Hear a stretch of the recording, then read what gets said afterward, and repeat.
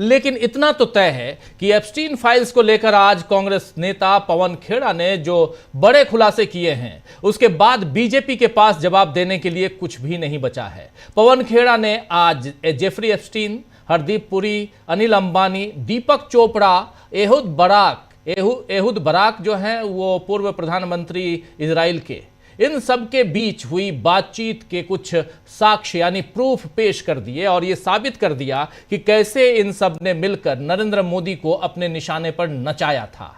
हमारे चैनल पर पवन खेड़ा की पूरी प्रेस कॉन्फ्रेंस आप सुन सकते हैं, देख सकते हैं, लेकिन अभी उसका एक छोटा सा नमूना, छोटा सा हिस्सा आपके सामने रखता हूं जिसे सुनना जरूरी है। सुन लीजिए, चर्चा आगे बढ़ाएंगे। बहुत कुछ है इस पिटारे में। एप्स्टीन फाइल्स पे बड़ा खुलासा के अलावा प्रधानमंत्री नरेंद्र मोदी की जो इजराइल की 9 साल बाद यात्रा है, उस यात्रा के मायने, और साथ में AI समिट में जो यूथ कांग्रेस के नेताओं का प्रदर्शन हुआ, उसके बाद क्यों घबराई हुई है ये मोदी सरकार, और सबसे बड़ी बात कि कॉम्प्रोमाइज्ड आखिर कौन है, इस पर भी चर्चा करेंगे। क्या PM इज कॉम्प्रोमाइज्ड, जो बात चल रही है, जो स्लोगन चल रहा है, उससे घबरा गए हैं नरेंद्र मोदी, घबरा गई है उनकी सरकार, इन सब पे। लेकिन पहले पवन खेड़ा को सुनिए।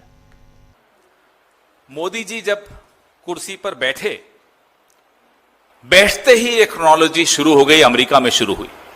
उसके भी पात्र यहां कुछ दिख रहे हैं सामने आपको स्क्रीन पर। भारत की जो विदेश नीति रही है, हमेशा इजराइल और फिलिस्तीन को लेकर हम 2 राष्ट्रों के सिद्धांत पर हमेशा चले हैं, इसमें कोई शक किसी को नहीं होना चाहिए। और मानवीय आधार पर यह हो, इसका हम हमेशा समर्थक रहे हैं। लेकिन अमेरिका की, इजराइल की एक लॉबी ने हमारी दशकों पुरानी विदेश नीति की दिशा बदल दी, उसकी दशा बदल दी। We've had a very established foreign policy with regard to Israel and Palestine, but ever since Mr. Narendra Modi became the Prime Minister, a particular lobby of Israel and America got active and changed the direction of our foreign policy very decisively.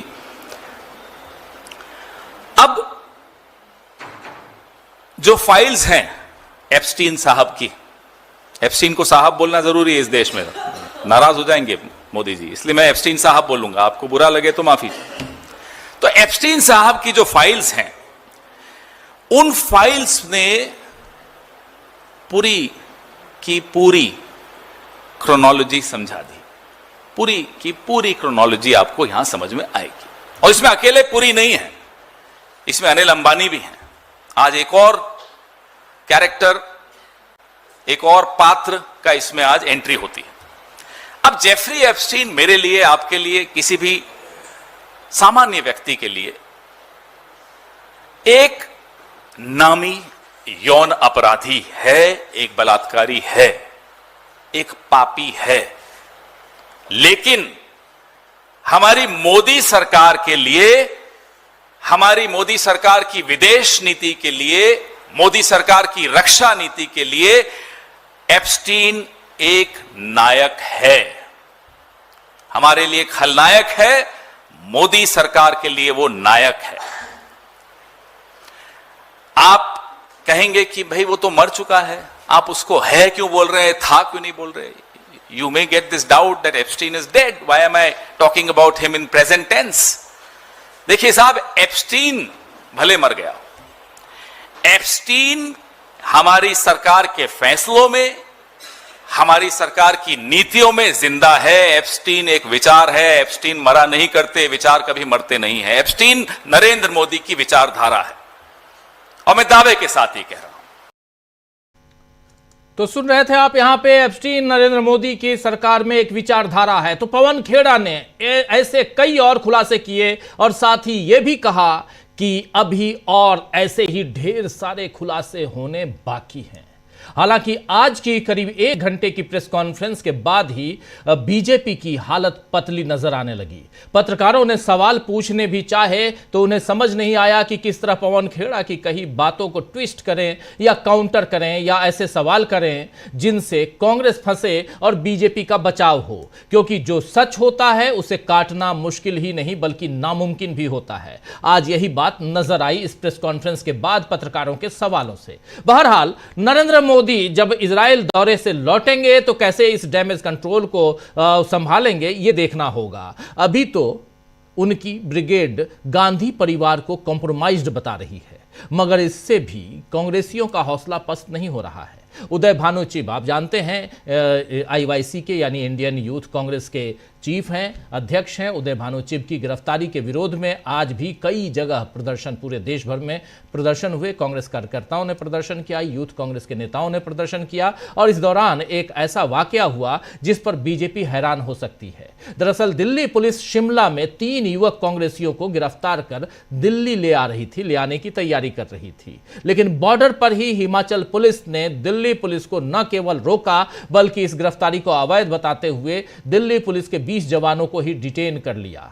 यानी यह साफ दिख रहा है कि अब गलत बात को कोई बर्दाश्त नहीं कर रहा और बीजेपी की राजनीति का खामियाजा पुलिस को भी भुगतना पड़ रहा है। इधर मोदी के दौरे पर प्रियंका गांधी ने आज एक ट्वीट कर गजा नरसंहार का मुद्दा उठाया है। जी हां, गजा नरसंहार का मुद्दा। प्रियंका गांधी ने आज सोशल मीडिया एक्स पर लिखा कि मुझे उम्मीद है कि माननीय प्रधानमंत्री नरेंद्र मोदी जी इजराइल यात्रा के दौरान इजरायली संसद को संबोधित करते समय गजा में हजारों निर्दोष पुरुषों, महिलाओं और बच्चों के नरसंहार का जिक्र करेंगे और उनके लिए इंसाफ की मांग करेंगे। प्रियंका गांधी ने यह भी कहा कि स्वतंत्र राष्ट्र के रूप में भारत हमेशा सही के साथ खड़ा रहा है और दुनिया को सत्य, शांति और न्याय का संदेश देता रहना चाहिए। प्रियंका गांधी के इस हमले का भी असर दिखा और गौरव भाटिया ने उन पर व्यक्तिगत प्रहार करते हुए उन्हें फीमेल गजनी कहा कि प्रियंका इजराइल पर हुए हमले को भूल रही हैं। फिलहाल बीजेपी की राजनीति का सच अब देश के सामने आ रहा है और यही कारण है, यही वजह है कि लोग अब बीजेपी से घबराने की जगह उस पर सवाल करने लगे हैं। अभी कुछ दिनों पहले उत्तराखंड के जिम ट्रेनर दीपक कुमार जो मोहम्मद दीपक बन गए थे, जिन्होंने कहा था कि मेरा नाम मोहम्मद दीपक है, उसके बाद क्या कुछ हुआ आप जानते हैं। तो दीपक कुमार ने भी यही सवाल बजरंग दल के लोगों के सामने तब उठाए थे जब वो एक मुस्लिम दुकानदार की दुकान पर उपद्रव करने पहुंचे थे और उन्होंने अपना नाम तक बदल लिया था। हाल ही में दीपक ने राहुल गांधी से मुलाकात की, कल ही मुलाकात की, जिसका वीडियो शेयर करते हुए राहुल गांधी ने सोशल मीडिया पर क्या कुछ लिखा है आपके सामने रखता हूं। राहुल गांधी लिख रहे हैं कि करोड़ों भारतीयों के दिलों में सद्भाव और मोहब्बत की विचारधारा है, मगर मन में भय भी है। दीपक ने उन सभी को अपने साहस से राह दिखाई है। जो लोग नफरत फैलाकर समाज को डराने की कोशिश करते हैं वो दरअसल कायर होते हैं, उनसे कभी भी डरो मत। दीपक ने हमारे तिरंगे और संविधान की रक्षा की है, नफरत के सामने डटकर खड़ा हुआ, कमजोर की हिफाजत की, इससे बड़ी देशभक्ति नहीं होती। जी हां, वीडियो भी शेयर किया है, मैं चाहूंगा कि उस वीडियो को भी दिखा दिया जाए, थोड़ी देर में आपको दिखाते हैं, लेकिन बहुत महत्वपूर्ण है। ये आइए जरा वीडियो देख लेते हैं राहुल गांधी की दीपक से मुलाकात और इस मुलाकात में क्या कुछ हो रही है, क्या हो रही है बात सुन लीजिए जरा, चर्चा आगे बढ़ाएंगे। क्या हुआ एग्जैक्टली? 26 जनवरी का दिन तभी है, 26 जनवरी बना रहे थे फ्रेंड्स लोग सब मिलकर आपस में। हमारे फ्रेंड की शॉप है तो उसकी शॉप में जाकर बैठते हैं, हम हमेशा ही बैठते हैं टाइम पास करने के लिए। उस दिन भी गए उसकी शॉप में बैठे हम, तो बगल वाली जो बाबा जी की शॉप थी उसकी शॉप में आते हैं कुछ लड़के, 7-8 लड़के होते हैं, यही दल के जो होते हैं, वो बाबा जी के साथ बदतमीजी वगैरह करते हैं, दुकान का नाम बदलने के लिए कहते हैं। तो उस पर बहसबाजी होती है तो मैं बोलता हूँ कि भाई नाम क्यों चेंज करना है। और मैंने कहा आप होते कौन नाम चेंज करने वाले, या आपके पास कोई कागज़ है या गवर्नमेंट के कोई कागज़ है जो आपको भेजा है नाम चेंज करने के लिए। उसके बाद जो है वो बदतमीजी करते हैं बाबा के साथ, और बाबा जी को 2 अटैक भी पड़े हैं पहले, उसके बाद उनको पैरालाइज भी पड़ा हुआ है, तो बॉडी कांप रही थी उनकी बहुत ज़्यादा। अब हमको देखा नहीं गया, बहुत देर से हल्ला हो रहा था, 15 मिनट पहले हल्ला हो रहा था, दुकान में बैठे थे वहाँ पे, कोई लोग वहाँ पर जा नहीं था, फिर हम लोग दोनों वहाँ पर पहुँच गए तब उनको, तो वो दीपक से भी नाम पूछने लग गए थे। मेरा नाम पूछने लगे वो। मेरा बताने का मतलब सिर्फ ये था मोहम्मद दीपक कि मैं हिंदुस्तानी हूँ, मतलब हिंदू भी हूँ, मुसलमान भी हूँ, सिख भी हूँ, ईसाई भी हूँ, ये चीज़ें बाद में, पहले इंसान हूँ। तो मेरे को उनको बताने का मतलब मेरा ये था, मगर वो बहुत ज़्यादा हाइपर हो रहे थे वहाँ पर। फिर उन्होंने वीडियो भी वायरल उन्होंने करी वो। और वीडियो में क्या था? एक मेरी फोटो थी, एक इसकी थी, दीपक का नाम, उन्होंने मोहम्मद दीपक, वो कुछ और प्रेजेंट करना चाह रहे थे वीडियो में भी, और उसने वीडियो डाली थी, वो भी भाजपा का ही था, तो पुलिस ने उससे वीडियो डिलीट करवा दी है, पर वो आधे घंटे में बहुत तेजी से वायरल हो जाता है। फिर 28 तारीख को मेरे को दीपक को वहाँ पे जो चौकी प्रभारी थे पुलिस वाले, वो हमको बुलाते हैं, वो हमको उल्टा डांटते हैं, आपने कल कानून हाथ में लिया हुआ। मैंने कहा आपने कैसे कानून? हाँ, मैंने उनको यही बात बोली, भैया हमने तो देख तो वहाँ संविधान दिवस भी मनाया जा रहा, तो हमने उसकी भी रक्षा करी, और जो हमारी इंसानियत थी, मानवता के नाते जो आपका काम था वो हमने किया। 30 तारीख को उन्होंने एक पोस्ट डाली देहरादून के लड़कों ने कि हम जाएंगे, दीपक को हम समझाएंगे अपने तरीके से। फिर क्या हुआ? उस दिन आए वो, फिर 31 तारीख को वो 150 करीबन लड़के थे, वो पुलिस ना तो उनको कोई रोकने में हो रही, बहुत उन्होंने बवाल करा वहाँ पर, बहुत ज़्यादा, मतलब गाली गलौज करी उन्होंने। उस टाइम मैं जिम में था, अकेला ही था मैं, तो मम्मी खड़ी थी मेरी नीचे, मम्मी को गाली दे रहे हैं। मम्मी को क्यों गाली दे रहे थे? वही मेरे को दे रहे थे ना गाली, तो इनको नहीं पता, उनको नहीं पता मेरी मम्मी ये नीचे खड़ी हुई, तो बस मैं थोड़ा सा उस टाइम पर इमोशनल बहुत ज़्यादा हो गया था मम्मी को देखकर, तो वो मेरे से रहा नहीं गया, तब मैं मम्मी को देखकर थोड़ा सा मैं हो गया, तो मैं नीचे खुद गया उनका, मैंने कहा कोई बात नहीं, देखी जाएगी, मैंने कहा 1500 भी होंगे, मैंने कहा मैं जाऊँगा, तो गया मैं उनके सामना करने गया मैंने। उसके बाद फिर पुलिस ने मेरे को उठा के पुलिस ने मेरे को थाने में, उनको कुछ नहीं बोला। तो आपकी क्या गलती थी इसमें? आपको क्यों बंद कर दिया? वही तो कि मतलब वो उनका शायद ये था कि माहौल ख़राब ना हो कहीं, अगर माहौल, तो मैंने फिर ये बोला कि माहौल अगर ख़राब कर रहे तो मैंने कहा ये लोग कर रहे हैं बाहर से आकर, मैंने कहा हम तो यहीं के रहने वाले हैं, मैंने आप मेरे को बिठा रहे हो। उसके बाद भी वो करीबन 4 से 5 घंटा कंटिन्यू वहाँ गाली गलौज करते रहे। ये जो लड़के थे ये करते क्या है एक्चुअली? उत्तराखंड में बजरंग दल अलग अलग जगह जाके जो भी मुस्लिम वेंडर्स डिस्टर्ब करते हैं, उनको डिस्टर्ब करते हैं, माहौल ख़राब करने की कोशिश करते हैं। और उस दिन भी जब कोटद्वार में वो लोग पहुंचे तो उन्होंने इसका नाम इसलिए पूछा कि उन्हें लगा कि ये मुस्लिम होगा, तो उन्होंने जब वो सारे ये हिंदू कैसे कर रहा है, ये इंटरफेयर कर रहा था समय इसने, क्योंकि ये भाग गया तो इसने रिएक्ट करा कि मेरा नाम मोहम्मद दीपक है भाई, बताओ क्या करोगे बस। तो वो उसकी वजह से वो लोगों का इतना डिफेम हुआ, वो लोग इतने बदनाम हुए, वो लोगों को इतना तगड़ा पुशबैक मिला कि इसने अकेले ने उनको भगा दिया कि उनकी ईगो हर्ट हो गई, और फिर मुख्यमंत्री और सारा फोर्स और सब लोग लग गए इसको टारगेट। मुख्यमंत्री ने क्या बोला इसमें? कुछ नहीं, उसने तो फिर बाद में मेरे खिलाफ ही बोला है, जो भी बोला उन्होंने। अब क्या हो रहा है जिम में? कुछ नहीं, जिम तो अभी खाली ही पड़ा है, अभी अब 150 प्लस बच्चे थे, अब तो 17-18 बच्चे। आप में स्ट्रेंथ कहाँ से आई? मम्मी में जो है ना बहुत ताकत है मेरी, जब कुछ नहीं थे, खैर कुछ तो, जब कुछ बिल्कुल भी नहीं थे मतलब, तो मम्मी ने तभी मेहनत करी है, अकेले अपने बलबूते पे पूरा घर परिवार संभाला है। मम्मी चाय का स्टॉल चलाती है, एक चाय देने के लिए 30। चलिए, तो यह वीडियो यहाँ इंपॉर्टेंट इसलिए है क्योंकि देश में किस ढंग से नफरत फैलाने की कोशिश होती है, लेकिन उसी देश में, इसी भारत देश में जहाँ हम आप हैं, यहीं कुछ और लोग भी हैं जो इस नफरत के खिलाफ मोहब्बत लेकर खड़े होते हैं, मोहब्बत का पैगाम लेकर खड़े होते हैं, और एक दूसरे के बीच भाईचारा बढ़ाने के लिए और कोई उस नफरत का शिकार ना हो जाए उसके लिए वो ढाल बनकर खड़े होते हैं। उसी में से एक हैं उत्तराखंड के ये दीपक कुमार, जो राहुल गांधी से मिल रहे हैं, और राहुल गांधी ने इस वीडियो को आज जारी किया है। 2 दिन पुराना ये वीडियो, लेकिन 2 दिन पुरानी ये मुलाकात, लेकिन वीडियो आज की, और आज का वीडियो लेकिन बहुत महत्वपूर्ण है इसे समझना। इन सब के बीच एक तरफ कांग्रेस पार्टी पर हमलावर आज बीजेपी हुई, जो शुरुआत में कह चुका हूं कॉम्प्रोमाइज्ड। जी हाँ, ये कॉम्प्रोमाइज्ड वर्ड जो है ये इतना ज़्यादा नागवार गुजरा है, और कहें तो नागवार इसलिए गुजरा है क्योंकि नरेंद्र मोदी को बार बार कहा जा रहा है, और ये बात पहली बार राहुल गांधी ने संसद के अंदर कही थी कि पीएम मोदी यानी नरेंद्र मोदी इज कॉम्प्रोमाइज्ड। किसके साथ, किसके सामने? तो वो अमेरिका के सामने डोनाल्ड ट्रंप के साथ वो कॉम्प्रोमाइज्ड हैं। और इस बात को आगे बढ़ाते हुए यूथ कांग्रेस के नेताओं ने टी शर्ट पर नरेंद्र मोदी और डोनाल्ड ट्रंप की फोटो के साथ ये गए भारत मंडपम में, और वहां पर जो कुछ हुआ एआई समिट में वो आप लोगों ने देखा है, समझा है, जाना है। उस विजुअल्स को भी हम लगातार दिखाते रहे हैं अपने स्क्रीन पर, अभी भी दिखाएंगे। लेकिन इसके बाद आज पलटवार करने की कोशिश की बीजेपी ने। एक्चुअली हो ये रहा है दोस्तों कि कांग्रेस पार्टी अब पिच तैयार कर रही है और बीजेपी खेलने आ रही है। दूसरे के बनाए हुए पिच पे, अगर दूसरे की पिच है उस पर आप खेलने जाएंगे तो आपको पता नहीं होगा कि वो पिच कैसा खेलेगी, कैसे वहां पर रिएक्ट करेगी। और यही यहां हो रहा है, क्योंकि अभी तक बीजेपी पिच बनाती थी, कांग्रेस उसको फॉलो करने की कोशिश करती थी, लेकिन अब पिछले कुछ महीनों में परिस्थितियां बदलती हुई दिखाई दे रही हैं। और आज राहुल गांधी का पूरा यानी गांधी परिवार ही कॉम्प्रोमाइज्ड है, ये एक साथ कई लोगों ने। और आज पहली बार जब से बीजेपी के नए प्रेसिडेंट यानी नए अध्यक्ष साहब ने पदभार ग्रहण किया। कल ही हम लोग यहां कह रहे थे, इसी मंच पे कह रहे थे कि पता नहीं नितिन नवीन साहब कहां हैं। नितिन नवीन साहब आज प्रकट हुए और उन्होंने एक लिखे हुए वक्तव्य को मीडिया के सामने आके पढ़ा और उस वक्तव्य में यही था कि नेहरू जी, इंदिरा गांधी, राजीव गांधी, राहुल गांधी सब कॉम्प्रोमाइज्ड हैं, विदेशों के साथ कॉम्प्रोमाइज्ड हैं, ये बताने की कोशिश। उधर वो प्रेस कॉन्फ्रेंस कर रहे थे, इधर पीयूष गोयल ने भी प्रेस कॉन्फ्रेंस की और पीयूष गोयल ने उस प्रेस कॉन्फ्रेंस में क्या कहा है, बात वही है, क्योंकि सब एक साथ हमला करने की कोशिश करते हैं। उसी हमले में पीयूष गोयल जो कह रहे हैं जरा सुन लीजिए। मैं जानता हूं आप लोगों को पसंद नहीं आता, लेकिन सुनना इसलिए जरूरी है। यह बात भी यहां मैं बताना चाहता हूं, चाहे नरेंद्र मोदी की बाइट हो, चाहे अमित शाह की बाइट हो, चाहे योगी आदित्यनाथ की बाइट हो, सत्ता पक्ष के किसी की बाइट इसलिए यहां रखता हूं क्योंकि उस पक्ष को भी जानना जरूरी है, वो कर क्या रहा है वो पक्ष ये भी समझना जरूरी है। एक पक्ष ये नहीं होना चाहिए, दूसरा पक्ष भी सुनना चाहिए उसको भी कि वो कह क्या रहा है। जरा सुन लीजिए पीयूष गोयल क्या कह रहे हैं, चर्चा आगे बढ़ाएंगे। पलटवार तो कांग्रेस कर रही है और जबरदस्त कर रही है, तगड़ा वार जो हम लिख रहे हैं मोदी सरकार पर कांग्रेस का, इसको हम साबित भी करेंगे। लेकिन पहले आप सुनिए यहां पीयूष गोयल को।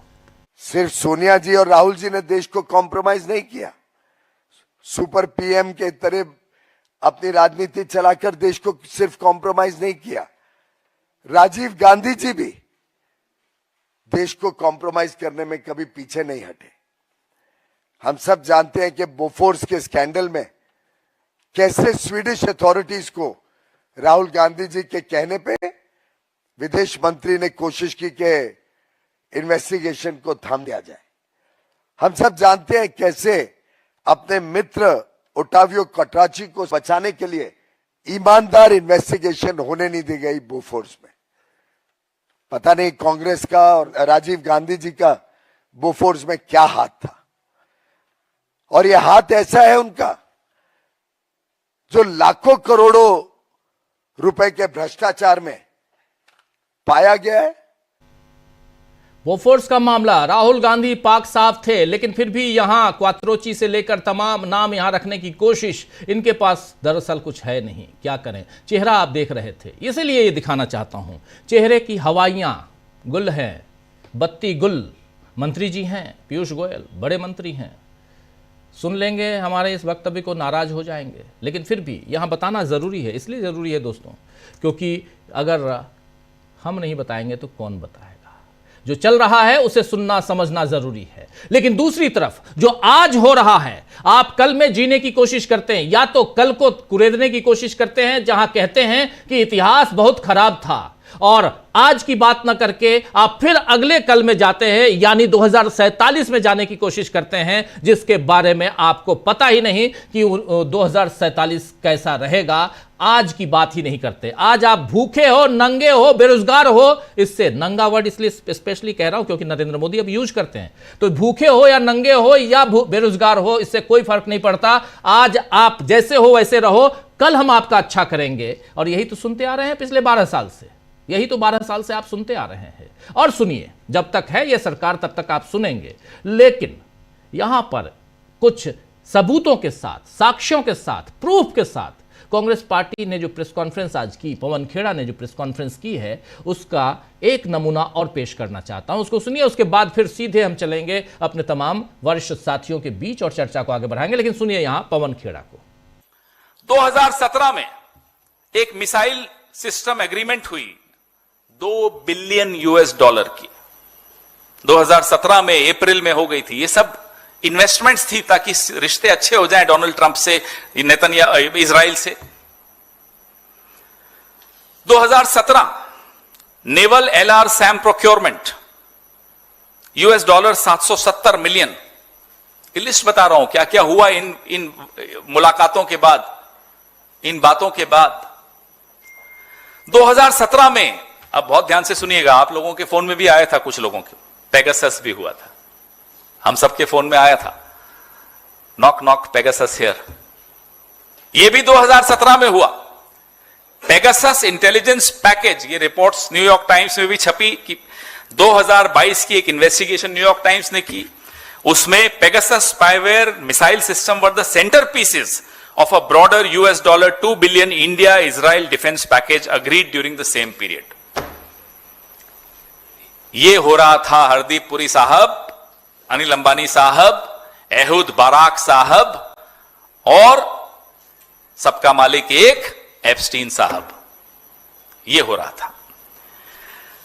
2018 Adani Elbit advance systems India, Adani defence और एल्बिट सिस्टम्स ने एक जॉइंट वेंचर हैदराबाद में बनाया 2018 में हर्मेस 900 ड्रोन्स बनाने के लिए।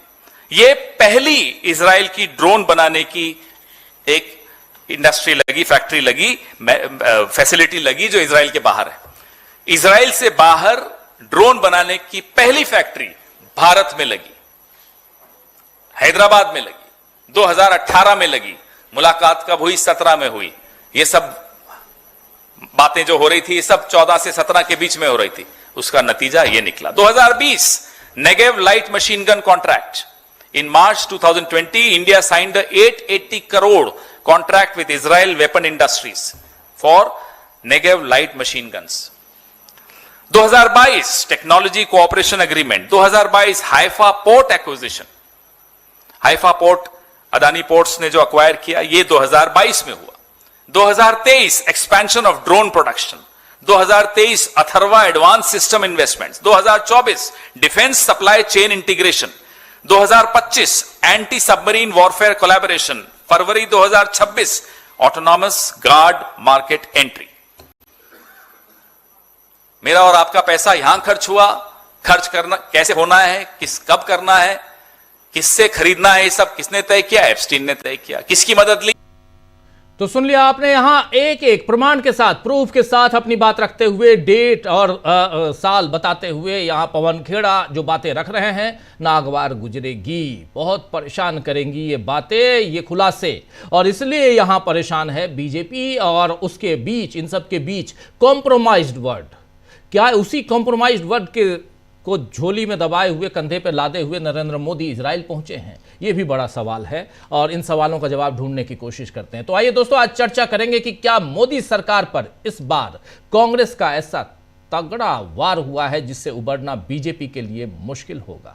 चलिए, हमारे साथ कुछ वरिष्ठ साथी जुड़े हुए हैं, उनसे आपका परिचय करवाता हूं, फिर आगे बढ़ते हैं। जरा स्क्रीन पर हमारे तमाम साथी देखिए, इस वक्त 3 वरिष्ठ साथी हमारे साथ जुड़े हुए हैं। हमारे साथ प्रशांत टंडन जी हैं, प्रेम कुमार जी हैं और अमलेंदु उपाध्याय जी हैं। आप तीनों का स्वागत है, इस्तकबाल है, स्वागत इस्तकबाल। अब तमाम दोस्तों, साथी, शुभचिंतक आप सबका जो अब तक जुड़ चुके हैं उनका भी, जो जुड़ने वाले हैं उनका भी स्वागत करता हूं। प्रेम कुमार जी, सबसे पहले आपके पास आना चाहता हूं। कैसे देखते हैं आप ये कॉम्प्रोमाइज्ड? यहीं से शुरुआत करें क्योंकि आज बीजेपी पलटवार कर रही है। इस पलटवार से बीजेपी को क्या फायदा होने वाला है? प्रेम कुमार जी। शुक्रिया राजीव जी। पहले तो ये समझा जाए कि जो राहुल गांधी कॉम्प्रोमाइज्ड पीएम बोल रहे हैं, तो उसके जवाब में बीजेपी ने क्या ऐसा बोला कि वो स्ट्रेटजी नहीं चली तो अब एक नई स्ट्रेटजी लेकर आई। बीजेपी ने पहले तो राहुल गांधी ने कहा कि कॉम्प्रोमाइज्ड पीएम हैं, चूंकि जो ट्रेड डील है उसमें ऐसी शर्तों को माना है जो दुनिया में किसी भी सरकार ने नहीं माना। तो बीजेपी वालों का तर्क यह था कि नहीं भाई, ट्रेड डील रेसिप्रोकल टैरिफ केवल भारत पर थोड़े हुआ है, दुनिया में सारे देशों पर हुआ है, तो केवल हमारे ऊपर नहीं है, सब लोग कॉम्प्रोमाइज हुए, हम भी हुए हैं। डोनाल्ड ट्रंप ऐसा ही है, अमेरिका के तेवर बदले हैं, जियोपॉलिटिकल सिचुएशन बदला है। इस तरह से बचाव करने की कोशिश की। लेकिन जब बात उठी कि दुनिया में कौन सा ऐसा देश है जिसने कहा कि तेल हम किस देश से खरीदेंगे ये अमेरिका तय करेगा, जिसने ये कहा कि हम $500 बिलियन का सौदा अमेरिका से लेंगे लेकिन अमेरिका हमसे कितना लेगा ये उसमें नहीं होगा, जिसमें ये कहा गया कि टैरिफ अमेरिका लगाएगा लेकिन भारत नहीं लगाएगा। ऐसा कौन सा देश है दुनिया में जिसने ऐसा ट्रेड डील किया हो? तो अब इन 3 बातों का जवाब तो है ही नहीं। और आज भी मैं खुल करके उन 3 बातों को स्ट्रेस देता हूं कि बीजेपी वाले सुन रहे हो, आरएसएस वाले सुन रहे हो, तो बताएं दुनिया में कोई एक ऐसा देश जिसने ये 3 बातें या इनमें 3 में से कोई एक भी माना हो। तो यहां क्यों माना? भारत को ऐसी क्या मजबूरी थी कि माना? इसके अलावा भारत की एक परंपरागत नीति रही थी कि एग्रीकल्चर सेक्टर को हम नहीं खोलेंगे। ये दुनिया में कई देशों की है और कई देशों की नहीं भी है, लेकिन भारत की है, तो उसको भी कॉम्प्रोमाइज कर दिया। इसके पीछे कौन सी मजबूरी रही? तो इसका जवाब बीजेपी वाले दे नहीं पा रहे हैं। तो अब वो उस पैटर्न पर लौटे हैं जिस पे आमतौर पर कई बार वो सफल रहे हैं। जब राहुल गांधी ने कहा था चौकीदार चोर है, तो इन्होंने कहा था मैं भी चौकीदार, तो उस समय चुनाव जीत गए, तो लगा के उनका सफल है। उसी तर्ज पर ये आए हैं कि पीएम इज कॉम्प्रोमाइज्ड, तो ये कह रहे हैं Gandhi family is compromised, Congress is compromised. ये उसी तरीके से एक आक्रामक नारा दे रहे हैं, लेकिन ये नहीं बता रहे हैं कि आखिर ये जो कॉम्प्रोमाइज हुआ है क्यों हुआ है। लेकिन जिस तरीके से उस कॉम्प्रोमाइज्ड सिचुएशन को जिसको ढका जा रहा है, वो कारण जिस वजह से ये सरकार, मोदी सरकार कॉम्प्रोमाइज हुई है, उसको बारीकी से बताने का काम कांग्रेस कर रही है। जैसा कि पवन खेड़ा ने प्रेस कॉन्फ्रेंस किया, पहले भी कई प्रेस कॉन्फ्रेंसेस किए, एप्स्टीन फाइल्स को लेकर के एक एक बात बताई, एप्स्टीन फाइल्स के शब्दों को, उनके ईमेल्स के हस्तांतरण को, उसका जो मतलब निकलता है उसको समझाया और बताया कि हरदीप पुरी क्या कर रहे थे, किसके लिए काम कर रहे थे, वो किसका मीडिएशन कर रहे थे, ये अनिल अंबानी क्या कर रहे थे। और 2017 का समय आप समझिए, आप एक ऐसा उद्योगपति जिसको राफाल का सौदा दे दिया गया और जिसके बारे में राहुल गांधी ने प्रतिरोध किया था, तो वो 2017 के आसपास जो राहुल गांधी सच बोल रहे थे कि राफाल डील में भी गोलमाल है, वो बातें क्यों गोलमाल है नहीं बता पा रहे थे राहुल गांधी, तो जनता को शायद यकीन नहीं हो रहा था। आज भी अब एप्स्टीन फाइल्स आया है तो समझ में आया है कि कॉम्प्रोमाइज क्यों हो रहा है, क्योंकि जनता ने बहुत उम्मीद के साथ में मोदी सरकार को चुना था और उसको तुरंत वो करप्ट है, देश के हितों के साथ समझौता कर लेगा, राफाल डील खरीदने में दलाली ले लेंगे। ये बात जनता थोड़ी पचा नहीं पा रही थी, चूंकि लॉजिक नहीं सामने आ रहे थे। अब लॉजिक भी सामने है। ये तो एप्स्टीन की काली दुनिया में कदम रख चुके हुए लोग थे जिन्होंने कॉम्प्रोमाइजेस किए, जिन्होंने इजराइल के साथ अपनी पॉलिसी को बदला और गजा में होते हुए नरसंहार को पर चुप्पी साध ली, जिन्होंने जब जब जरूरत पड़ा कि वोट किया जाए उस समय या तो एब्स्टेन रहे या शामिल नहीं हुए, पूरी परंपरा ही बदल दी। और जो दो राष्ट्र की थ्योरी हम लोग कह रहे हैं, भाई गांधी जी के समय में बहुत चर्चित घटना है कि आइंस्टीन ने चिट्ठी लिखी थी महात्मा गांधी को कि आप इजराइल वाले मसले पर यहूदियों का साथ दीजिए और एक स्टेट के बारे में हमारा पक्ष रखिए। लेकिन गांधी जी ने साफ तौर पर कहा कि हम दो राष्ट्र का समर्थन करते हैं, दोनों राष्ट्र की मौजूदगी है, हम आपकी बात नहीं मान सकते। तब जबकि दोनों एक दूसरे के प्रति बहुत सम्मान रखते थे और वही पॉलिसी अटल बिहारी वाजपेयी जी के जमाने तक चली, बीजेपी भी मानती रही। लेकिन नरेंद्र मोदी की सरकार ने बीजेपी और आरएसएस की उस पॉलिसी को भी पलट कर रख दिया। तो आखिर कौन सा दबाव था, क्यों कॉम्प्रोमाइज हुए, ये सवाल भी आज उठ रहे हैं। तो ऐसा नहीं है कि केवल कांग्रेस की नीतियां उन्होंने पलट दी है, इन्होंने बीजेपी की नीतियां पलटी है, इन्होंने देश की नीतियां पलटी हैं और जनता के हितों के साथ में खिलवाड़ किया है, किसानों के साथ में खिलवाड़ किया, उसके भविष्य के साथ में खिलवाड़ किया है और हिंदुस्तान की जो की आर्थिक नीति है उसको कॉम्प्रोमाइज किया है। और इसलिए कि अंबानी को बचाना है, इसलिए कि हरदीप पुरी और दूसरे तमाम लोग जो एप्स्टीन की दुनिया में हैं, गौतम अडानी जिनके ऊपर केस है, जिनके बारे में राहुल गांधी कहते हैं गौतम अडानी एक नाम नहीं है, ये उनका फिनेंशियल आर्किटेक्चर है।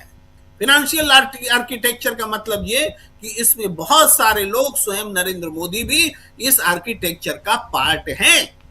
भाई ऐसे ही पीएम केयर फंड मजाक थोड़े हैं। पीएम केयर फंड में आप सवाल नहीं कर सकते, संसद में भी सवाल नहीं कर सकते, ये भी आ गया, नियम आ गई कि संसद में भी सवाल नहीं कर सकते।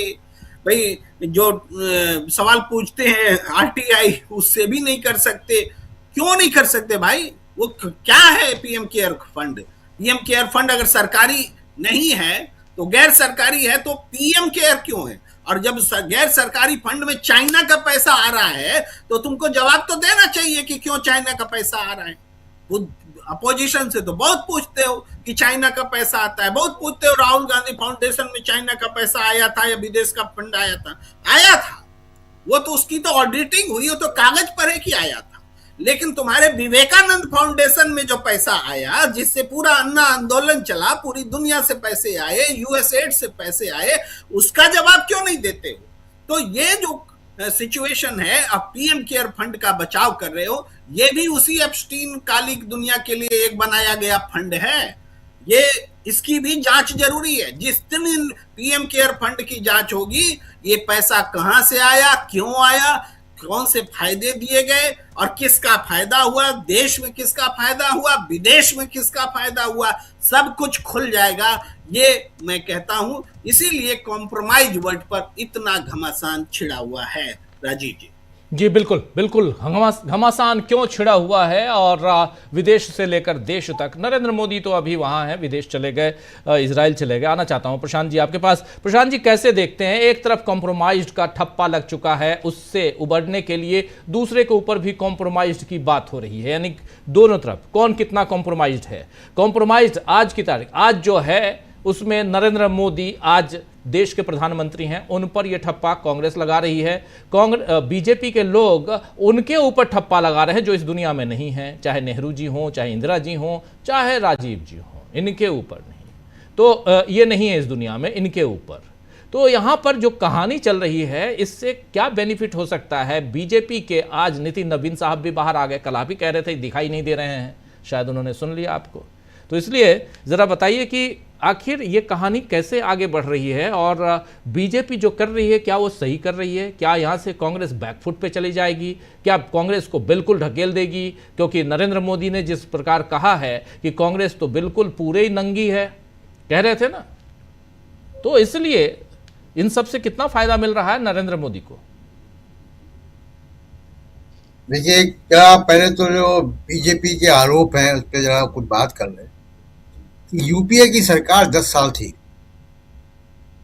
और उस 10 साल में कुछ घोटाले हुए, जिसकी जांच यूपीए के समय ही हो गई थी, और मोदी सरकार के आते आते वो जांच पूरी हुई और उसमें जो आरोपी थे वो बरी हो गए। तो 10 साल अगर यूपीए की सरकार थी, उसमें बहुत सारे डिफेंस डील हुई होंगी, बहुत सारे और काम हुए होंगे, पॉलिसी इश्यूज हुए होंगे। तो मोदी सरकार को भी 10 साल से ऊपर हो गया। कितने घोटालों की जांच कराई इन्होंने, आप बताइए जी। जो यूपीए के समय के घोटालों के आरोप थे, उसकी जांच यूपीए के समय ही शुरू हो गई थी, मुकदमे हो गए थे।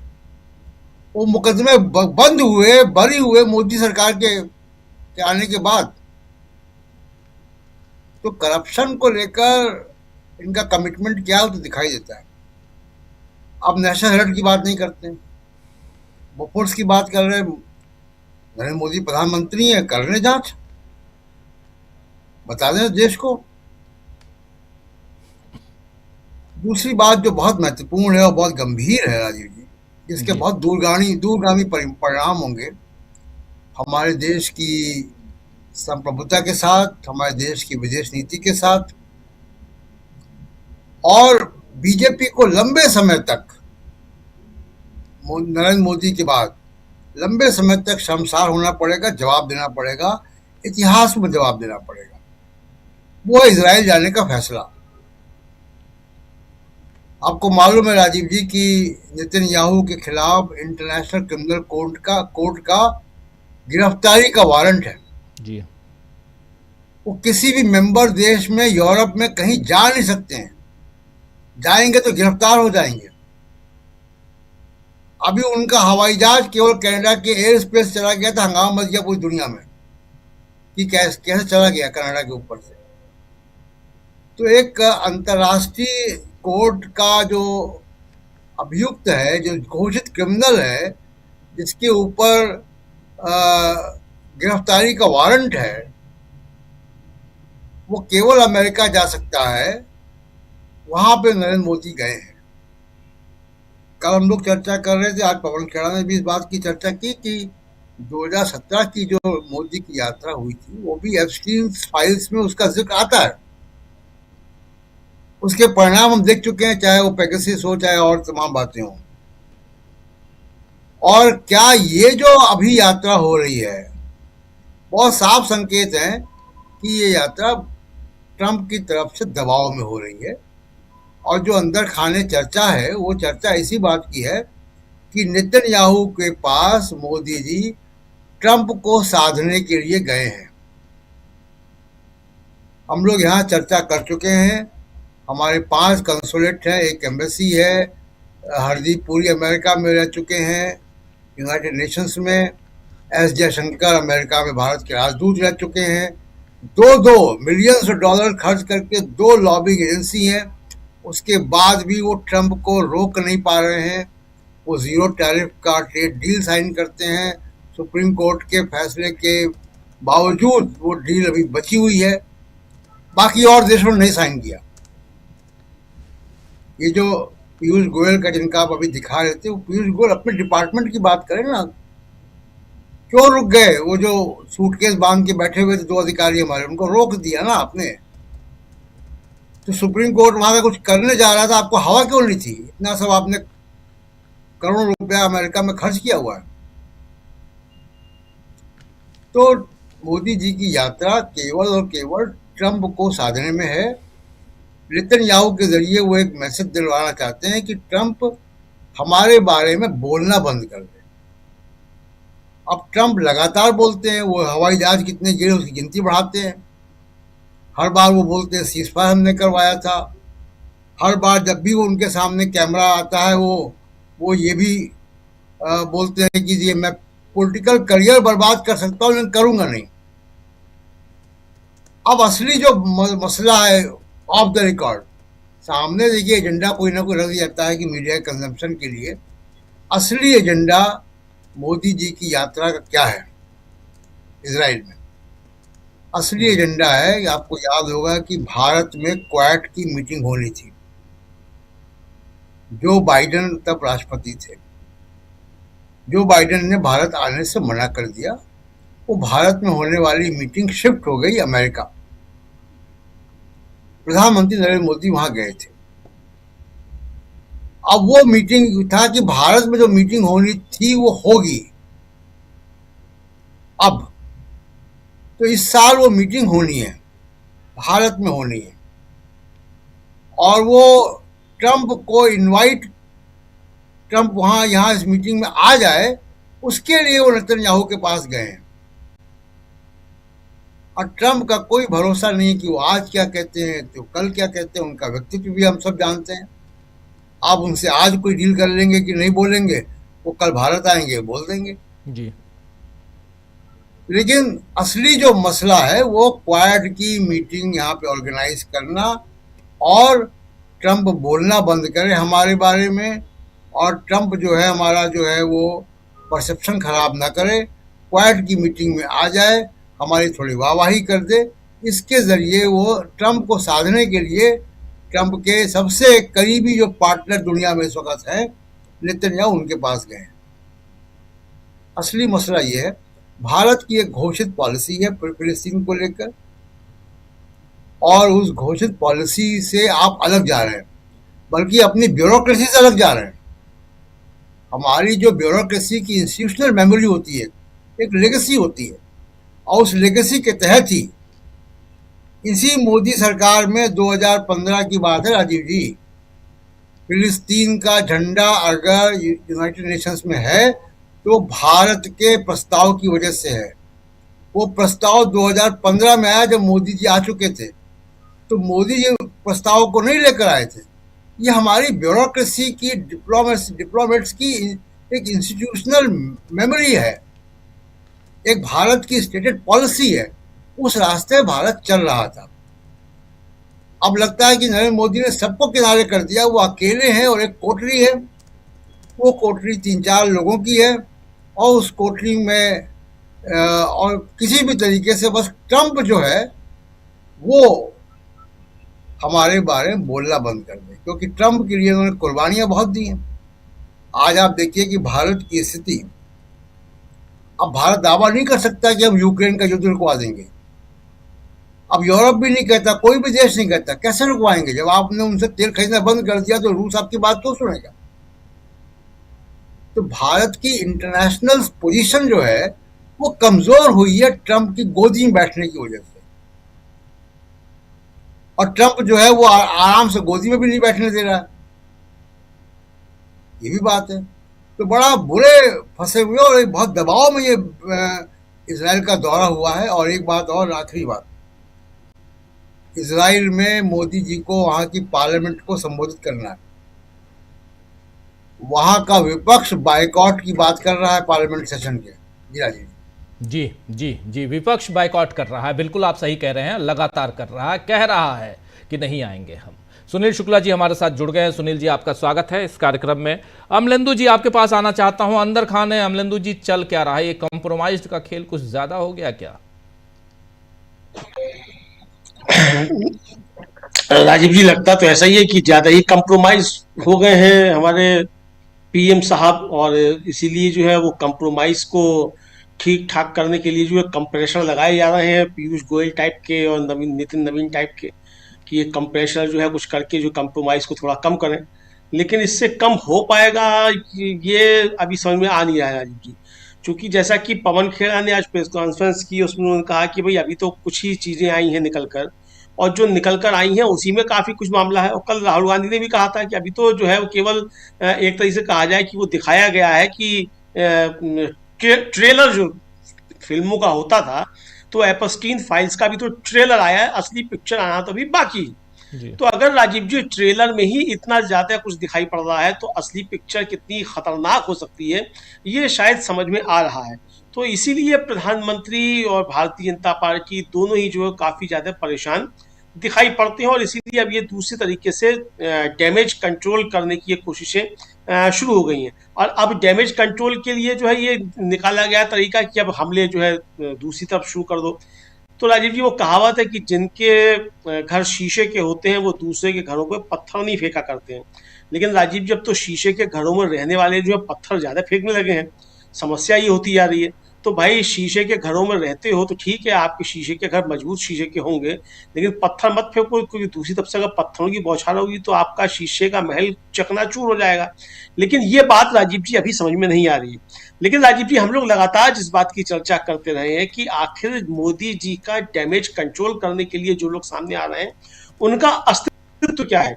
नितिन नवीन के बारे में कल ही प्रशांत जी ने सवाल उठाया था कि नितिन नवीन दिखा, तो नितिन नवीन आज आना पड़ा सामने, वरना अब तक तो नहीं पड़ रहा था। कोई भारतीय जनता अध्यक्ष भी है, हालांकि आज नितिन नवीन साहब ने जो है वो लिखा हुआ पढ़ा है, जो भी कुछ पढ़ के सुनाया है। मायावती जी भी लिखा हुआ पढ़कर सुनाती है। लिखने वाला कौन है, कहाँ से है? मोदी जी के लिए जो भाषण लिखता है, क्या वही नितिन नवीन के लिए लिख रहा है? पता नहीं राजीव जी, हमें। नितिन नवीन जी हालांकि काफी विद्वान व्यक्ति हैं, मोदी जी से बताए जाते हैं, अब पता नहीं है कि नहीं है। लेकिन बहरहाल जो भी है, जो हमलों की बौछार की गई राजीव की, उन हमलों से किस आप बता रहे हैं कि साहब सब सुबह राजीव जी पीयूष गोयल ने जारी किए थे 4, और हम लोग उस समय थे, तो हमने कहा उसमें उसी समय कि भाई ये तो अधूरा है। इन्होंने तो राहुल गांधी उसमें लिखा ही नहीं कि राहुल गांधी कंप्रोमाइज। इसमें तो उन्होंने जो है पंडित नेहरू कंप्रोमाइज, इंदिरा गांधी कंप्रोमाइज और राजीव गांधी कंप्रोमाइज सब कुछ लिख दिया, लेकिन राहुल गांधी का इसमें जिक्र नहीं है। मालूम पड़ा कि थोड़ी देर बाद पीयूष गोयल साहब ने फिर प्रेस कॉन्फ्रेंस कर ली, उसमें राहुल गांधी की कंप्रोमाइज बता दिए गए। तो ये राजीव जी, भारतीय जनता पार्टी जो है उसकी ये रणनीति अब दिखाई पड़ रही है। लेकिन एक मजे की बात राजीव जी ये है कि अब शहजाद पूनावाला और पीयूष गोयल जो है दोनों एक टक्कर के नेता भारतीय जनता पार्टी में हो गए हैं। क्योंकि शहजाद पूनावाला भी प्रेस कॉन्फ्रेंस कर रहे हैं, और उनका भी जो है भारतीय जनता पार्टी का ट्विटर हैंडल जो है बड़ा बढ़िया पोस्टर बनाकर लगा रहा है, और पीयूष गोयल की भी लगा रहा है। तो आप समझ सकते हैं राजीव जी कि मोदी जी के संकट मोचक जो हैं कौन कौन लोग हैं। वो शहजाद पूनावाला हैं, वो पीयूष गोयल हैं, किरण रिजिजू हैं, ये लोग अब संकट मोचक हैं। यानी अमित शाह जी भी राजीव जी दिखाई नहीं पड़ रहे हैं।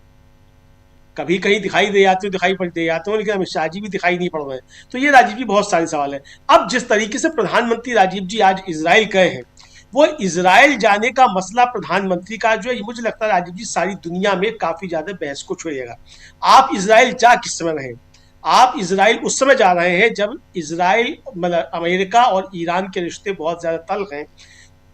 अमेरिका ने अपना अरमडा और जो क्या अब्राहम लिंकन जो है वो युद्धपोत वहां भेजे हुए हैं, और हॉर्मुज़ जो है उसको ईरान जो है बीच बीच में बंद कर रहा है, यानी वो कभी भी वहां का पानी सुखा सकता है।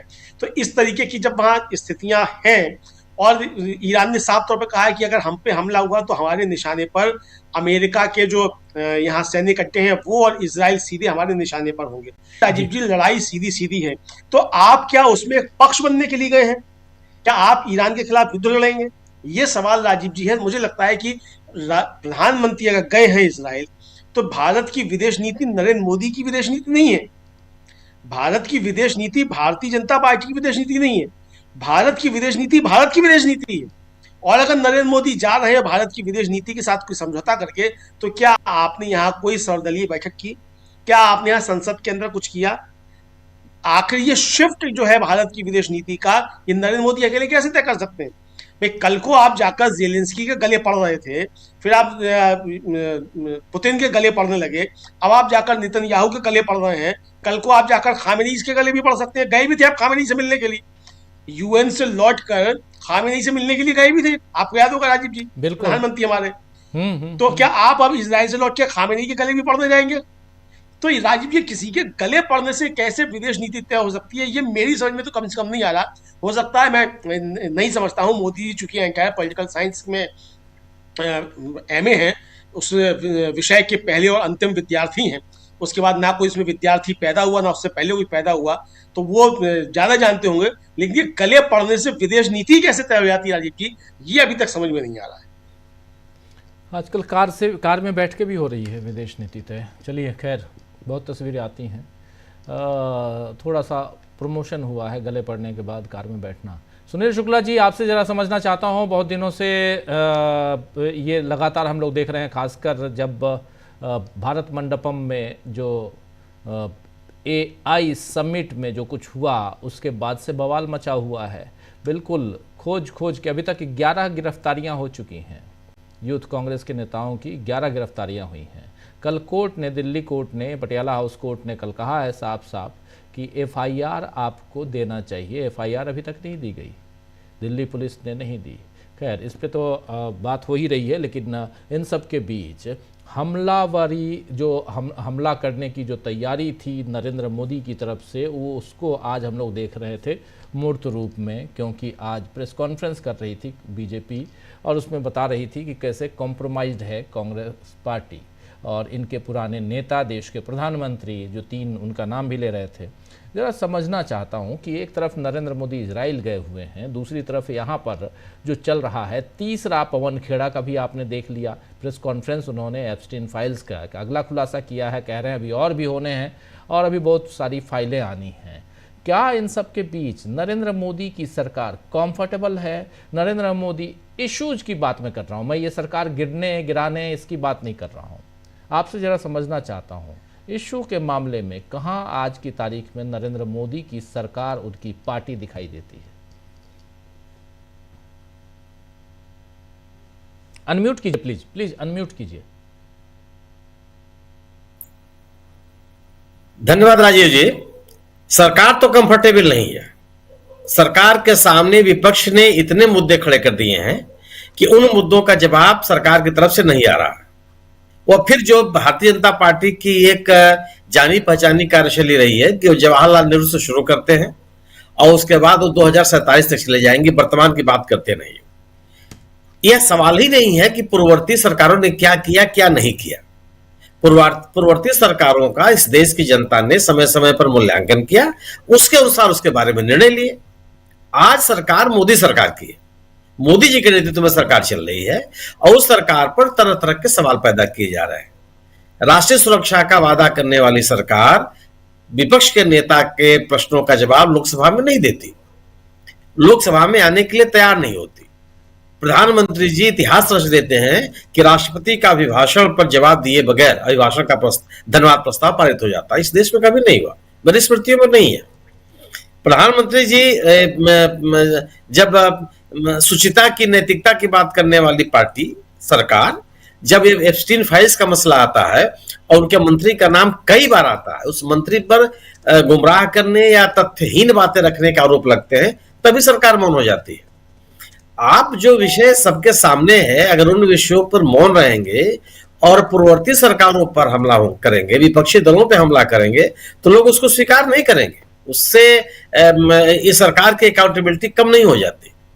तो यह सरकार राष्ट्रीय सुरक्षा के मसले पर घिरी हुई है, अर्थव्यवस्था को लेकर के तमाम तरह के आरोप लग रहे हैं।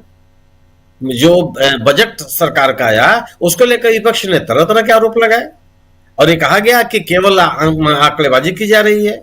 जो मूल समस्या है देश में, बेरोजगारी का सवाल हो, शोध का प्रश्न हो, रिसर्च के सवाल हो, सब पे मौन है। औद्योगिक विकास का मुद्दा, उसे मौन है। किसानों के जो सवाल है उसे ही मौन है। अलग उस पे सवाल लोगों की शिकायतें हैं। लगातार ये कहा जा रहा है कि इस सरकार ने देश के ऊपर ऋण का बोझ बढ़ा दिया। इतना ज्यादा आपने ऋण ले लिया है कि बजट का 25% से अधिक का हिस्सा आपको लोन की अदायगी में देना पड़ रहा है, उसके इंटरेस्ट में देना पड़ रहा है। ये कौन सी अर्थव्यवस्था आप चला रहा है? तो ये जितने प्रश्न, ये विदेश नीति का ही मुद्दा उनके सामने है।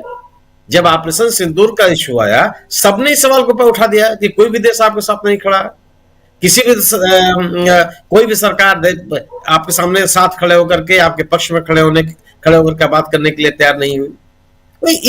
इस सामान्य सवाल नहीं है। तो आप जो विपक्ष सवाल उठा रहा है उनका जवाब देने के बगैर आप पूर्ववर्ती सरकार पे जाएंगे तो ये कुछ स्वीकार थोड़ा करता है कि पूर्ववर्ती सरकार ने किया था, तो आपके ऊपर जो आरोप लग रहे हो आरोप लगने ही नहीं चाहिए। कोई मतलब तो है नहीं। आप जो विपक्ष के कांग्रेस के प्रदर्शन के ऊपर गिरफ्तारियां हुई, ये बहुत बड़ा सवाल पैदा करता है कि प्रदर्शन को लेकर के आप जिसे इस तरह से इसको प्रस्तुत किया जा रहा है कि फला यूथ कांग्रेस का जो राष्ट्रीय अध्यक्ष मास्टरमाइंड है। किस बात का मास्टरमाइंड? कौन सा, कितनी बड़ी घटना होगी भाई? प्रदर्शन तो किया लोगों ने, उस कांग्रेस पार्टी का अधिकार है। अब बहस कर रहे हैं आपके साथ, वो एक अंतरराष्ट्रीय आयोजन था। अंतरराष्ट्रीय आयोजन का तो बाजा आपने खुद बजा दिया। पूरी दुनिया में आपकी क्या दुर्गति हो गई जब एक विश्वविद्यालय ने एक अपना रोबोट प्रस्तुत किया, इस दावे के साथ प्रस्तुत किया कि वो उसका शोध है, वो उसका रिसर्च है, वो उसकी अपनी खोज है जिसके आधार पर उसने तैयार किया। अब पता चला कि आपने किसी देश से खरीद करके लिया और आपने दिखा दिया। उसमें भी आप मौन है, एक शब्द बोलने के लिए तैयार नहीं है। उस विश्वविद्यालय के खिलाफ, उस विश्वविद्यालय को सरकार का संरक्षण देने का आरोप लग रहा है और सरकार चुपचाप बैठी हुई है। प्रदर्शनों से कभी इस तरह की चीजों पे असर पड़ता है क्या?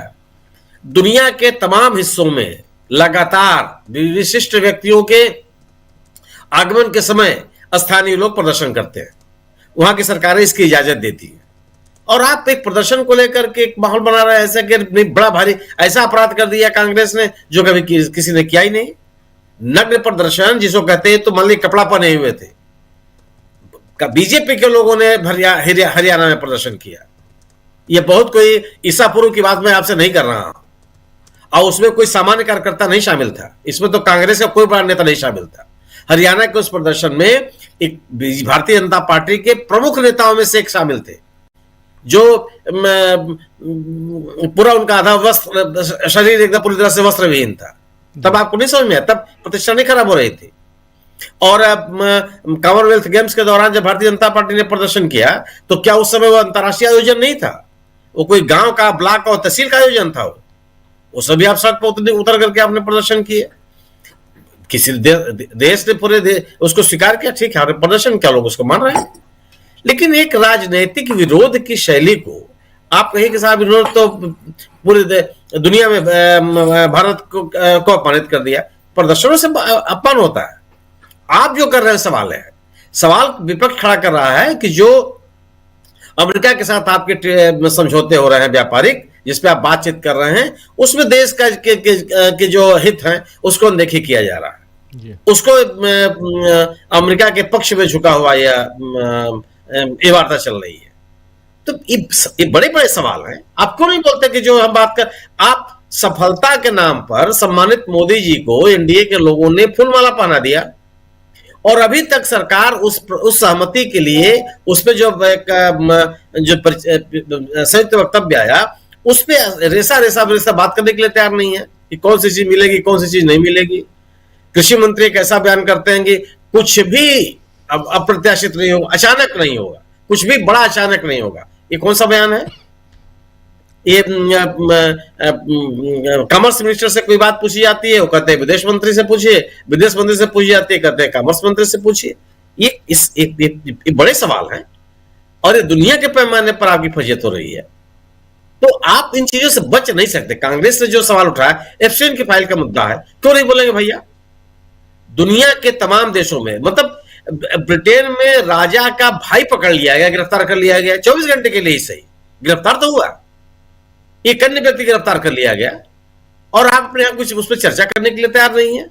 जो उस समय ब्रिटिश सरकार ने अमेरिका में अपना राजदूत तैनात किया था, उनको गिरफ्तार किया वहां की सरकार ने। और प्रश्न इस बात का है, और आप अपने देश में जो जिन लोगों के नाम आए उनके बारे में आप बोलने के लिए नहीं तैयार हैं। आप विधि सम्मत सरकार चलाने की बात करते हैं और एक उद्योगपति के खिलाफ दुनिया के एक बड़े देश में मुकदमे चल रहे हैं, भ्रष्टाचार का आरोप लगा करके अमेरिका में चल रहे हैं, उसका बाकायदा आपके पास जानकारी है कि क्यों उसके संबंध भेजे गए, आप उसका संज्ञान लेने के लिए तैयार नहीं है। उस अमेरिका की भी जो न्यायिक प्रक्रिया उसमें सहयोग देने के लिए आप तैयार नहीं है। तो इस सामान्य बातें नहीं होती, ये ऐसा दौर नहीं है जिन पर आप चुप्पी साध ले तो सब लोग मान जाएंगे, लोग उसको स्वीकार नहीं करेंगे। ये बड़े बड़े सवाल हैं और जिससे सरकार पूरी तरह से घिरी हुई है जी, और इन सवालों पर जवाब आपको देना पड़ेगा। ये आप कांग्रेस पे हमला कर दें, कांग्रेस की क्या आलोचना करने लगे, कांग्रेस किस तरह का वक्तव्य है ये कि जो कुछ कर रही है कांग्रेस कर रही है, जो देश की अवमानना कांग्रेस कर रही है, इसमें बाकी दल शामिल नहीं। किस मौके पे बोल रहे हैं आप? सवाल इस बात का है कि आप जो विषय है, जो मुद्दे हैं उनको टाल नहीं सकते। उन मुद्दों का उनकी जवाबदेही सरकार की बनती है और सरकार को उन मुद्दों का जवाब देना पड़ेगा। और सरकार निश्चित रूप से मानता हूं कि वो सामान्य रूप से नहीं चले, उसके सामने बेचैनी है और जो बेचैनी विपक्ष ने खड़ा किया है वो दिन प्रतिदिन गहरा होता जाएगा। अगर आप चीन के मसले पर नहीं बोलेंगे, जितने समय तक इसकी चर्चा होगी उतना ही आपका राजनीतिक नुकसान होगा। अगर आप चीन के फाइल पर नहीं बोलेंगे, अगर आप उसमें कोई कार्रवाई नहीं करेंगे, तो जो आप जिस तरह का आप नैरेटिव बनाने की कोशिश करते हैं वो सब के सब नैरेटिव इस समय दांव पे हैं और दिन प्रतिदिन उसमें गिरावट आ रही है, दिन प्रतिदिन लोगों का विश्वास उसमें घट रहा है। और अगर आपके अपने राजनीतिक नैरेटिव जिसके बिना पर आपने तैयार किया रखा है, अगर वो कमजोर होते चले गए, फिर आपका राजनीतिक रूप से टिका रह पाना बहुत मुश्किल हो जाएगा। आपका जन समर्थन बनाए रखना बहुत दिक्कत की बात होगी। तो मेरा अपना मानना है कि सरकार के सामने चुनौती है। जी सरकार के सामने चुनौती।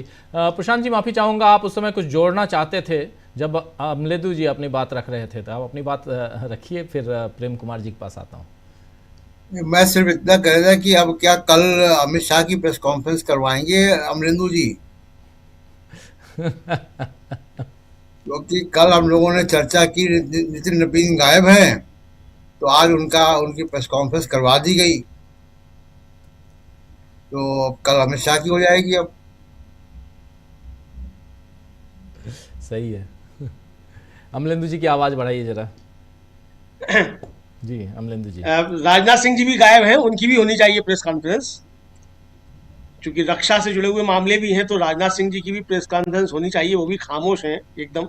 संसद में तो बहुत बचाव कर रहे थे नरवणे की किताब को लेकर, एपस्टीन के मामले पर राजनाथ सिंह जी भी खामोश है। कोई बयान मैंने नहीं देखा, ना कोई प्रेस कॉन्फ्रेंस देखी। प्रशांत जी, आपने देखी हो तो जरूर बताइएगा, वरना कल करवाते हैं दोनों की प्रेस कॉन्फ्रेंस। बिल्कुल बिल्कुल बिल्कुल। प्रेम कुमार जी, आपके पास आना चाहता हूं। बहुत महत्वपूर्ण चर्चा यहाँ हम लोग कर रहे हैं और इसमें प्रधानमंत्री नरेंद्र मोदी की इजराइल यात्रा, इसके क्या मायने हैं जरा आपसे समझूं। और इजराइल जाने इस वक्त, जबकि रोज खबर आ रही है कि आज न कल किसी भी वक्त अमेरिका ईरान पर हमला कर सकता है। उसके बाद ये खबर भी आ रही है कि अगर ईरान पर अमेरिका हमला करता है तो यहाँ अमेरिका सीधे तो हमला कर ही सकता है, लेकिन इसमें नेतन्याहू साहब का भी बड़ा योगदान होगा।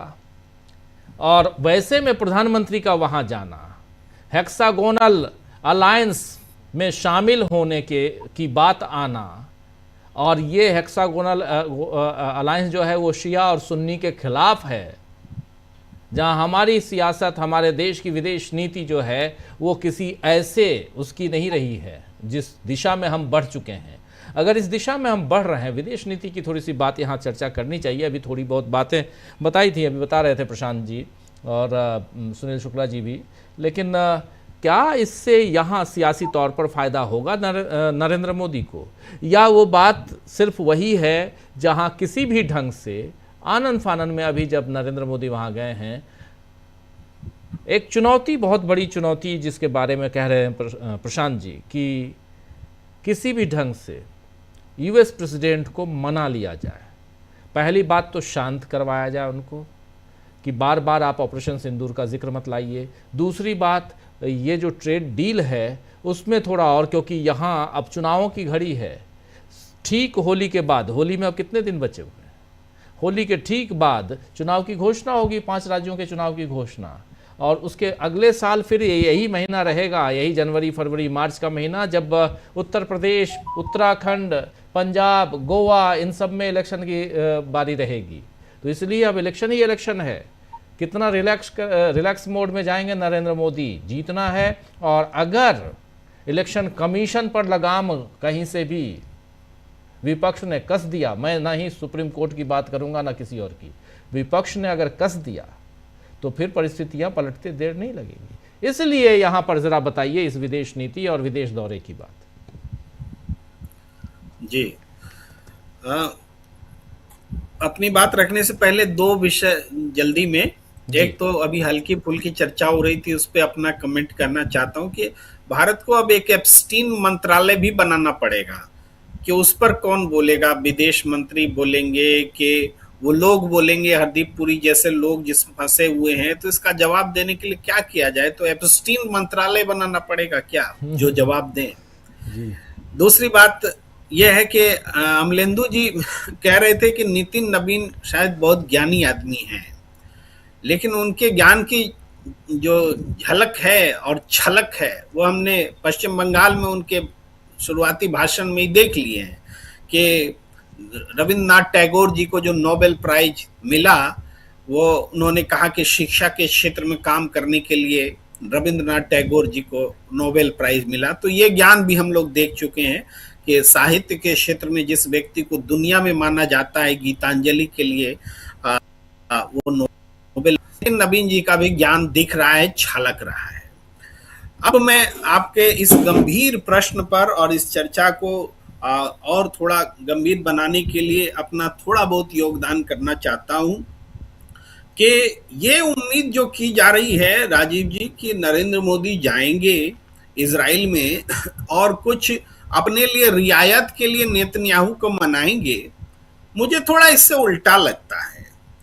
दरअसल इजराइल एक वेन्यू बना है जहां अमेरिका और भारत के बीच में डील होगी, इसके लिए वेन्यू बना है।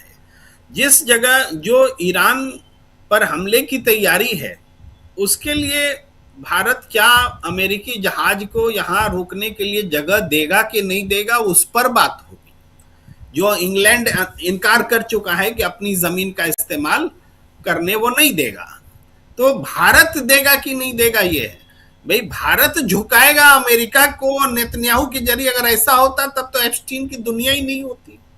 एप्स्टीन की दुनिया भारत को झुकाने के लिए, माने मोदी सरकार वाली भारत, ऐसे भारत में नहीं कह रहा, मोदी सरकार को झुकाने के लिए एप्स्टीन की दुनिया को इजराइल ने खड़ा किया है कि मोदी जी की बात मानने के लिए एप्स्टीन की दुनिया खड़ी की गई है। इसको अगर साफ तौर पर समझा जाए तो ऐसा कुछ नहीं होने वाला है कि डोनाल्ड ट्रंप इनको बोलना छोड़ देंगे।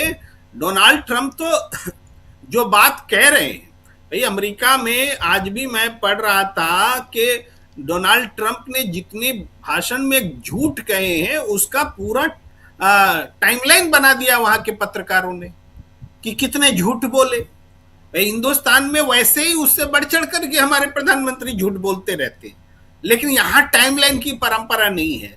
लेकिन डोनाल्ड ट्रंप को तो धो दिया। भाई चाहे डोनाल्ड ट्रंप जितना झूठ बोल के भाषण दें कि उन्होंने बिजली के दाम कम कर दिए, कि वहां महंगाई कम हो गई, कि वो बहुत अमेरिका मजबूत हो गया, लेकिन सबका फैक्ट चेक आ गया, हर बात वो झूठी कह रहे। यानी Donald Trump, Netanyahu, Narendra Modi झूठ बोलने में ये लोग अनपैरेलल हैं, सब एक जैसे, एक ही कोटरी के। और यही है एप्स्टीन की दुनिया। एप्स्टीन की दुनिया में जो कोई भी पाया गया है, पाया जाएगा, उन सब का एक समान कैरेक्टर होगा, झूठ बोलना और जमकर झूठ बोलना, और वो हम लोग देख रहे हैं। तो विदेश नीति निश्चित रूप से दुनिया में जो करवट ले रही है, लेकिन ऐसा भी नहीं है कि कोई एक देश चाहे तो दुनिया की विदेश नीति को बदल दे। वैसे होता तो अमेरिका कब तक बदल चुका होता। आज भी यूक्रेन रसिया का वार होता है, भाई जेलेंस्की को इतना अपमानित किया जाता है डोनाल्ड ट्रंप के सामने, लेकिन क्या जेलेंस्की झुक गया डोनाल्ड ट्रंप के सामने? नहीं झुका। ये 8 युद्ध खत्म करने की बात डोनाल्ड ट्रंप बेवजह बोलते हैं, जिसमें युद्ध खत्म करने में उनकी कोई भूमिका दिखी नहीं, तो या बहुत मामूली दिखी। तो ये जो सारी चीजें हैं, क्या चाइना, रसिया, इनके वर्चस्व, नॉर्थ कोरिया जिस तरीके से चुनौती दे रहा है अमेरिका को, कुछ कर पाए क्या है नॉर्थ कोरिया का? नहीं कर पाए। हमारा भी कुछ नहीं कर पाते थे। अगर वो डोनाल्ड, क्या नाम है उत्तर कोरिया का, किम जोंग उन, अगर वही एप्स्टीन की दुनिया में शामिल हो जाता तब तो नॉर्थ कोरिया भी झुक जाता। लेकिन वो देश जो एप्स्टीन की दुनिया में शामिल नहीं हुआ, वो नहीं झुका। ये आज एक एप्स्टीन एरा आएगा वर्ल्ड की फॉरेन पॉलिसी की, जब भी बात होगी तो एप्स्टीन एरा आएगा। उस एरा में कौन कहां कॉम्प्रोमाइज हुआ, किसने अपने देश की विदेश नीति को यू टर्न में ला दिया, पलट दिया, वो सब देखा जाएगा। और हमारे देश में जो परंपरागत नीति रही है, हम जो दुनिया में 2 राष्ट्र के सिद्धांत को मानते रहे, इजराइल फिलिस्तीन के मामले में, या फिर ग्लोबली जो इस्लामिक कंट्रीज है उनके साथ हमारे रिश्ते अच्छे रहे, और हमने कभी भी धार्मिक आधार पर दुनिया को नहीं देखा। यहूदी, क्रिश्चियन, मुस्लिम, ये सब करने से परहेज रखा।